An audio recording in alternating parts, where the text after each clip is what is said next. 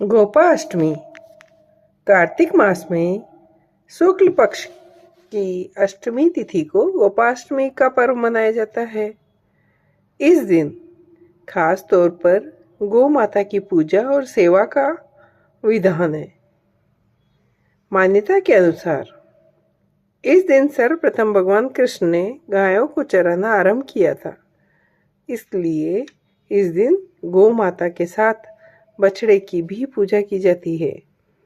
मान्यता है कि यदि गोपाष्टमी के दिन विधि विधान से गाय का पूजन व सेवा की जाए तो देवी देवताओं का आशीर्वाद प्राप्त होता है और भगवान श्री कृष्ण प्रसन्न होते हैं, अपने भक्तों पर कृपा बरसाते हैं।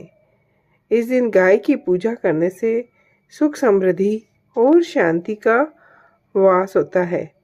मान्यता के अनुसार कान्हा जिस दिन गौ चराने के लिए पहली बार घर से निकले वह कार्तिक मास शुक्ल पक्ष की अष्टमी तिथि थी। पौराणिक कथाओं के अनुसार जब श्री कृष्ण 6 वर्ष के हुए तो यशोदा जी से कहने लगे, मैया अब मैं बड़ा हो गया हूँ। यशोदा जी प्रेम पूर्वक बोली, अच्छा लल्ला, अब तुम बड़े हो गए हो तो बताओ अब क्या करें। इस पर कन्हैया बोले, अब मैं बछड़े चराने नहीं जाऊंगा, अब मैं गाय चराने जाऊंगा। इस पर यशोदा जी ने कहा, ठीक है, बाबा से पूछ लेना। अपनी मैया के इतना कहते ही झट से कृष्ण जी नंद बाबा से पूछने गए। नंद बाबा ने कहा, लल्ला अभी तुम बहुत छोटे हो, अभी तुम बछड़े ही चराओ। लेकिन कन्हैया हट करने लगे। तब नंद जी ने कहा, ठीक है लल्ला, तुम पंडित जी को बुला के लाओ, वह गोचारण का मुहूर्त देखकर बता देंगे। बाबा की बात सुनकर कृष्ण जी झट से पंडित जी के पास पहुंच गए और बोले, पंडित जी आपको बाबा ने बुलाया है, गोचारण का मुहूर्त देखना है। आप आज ही का मुहूर्त बता देना, मैं आपको बहुत सारा माखन दूंगा। पंडित जी नंद बाबा के पास पहुंचे और बार बार पंचांग देखकर गणना करने लगे।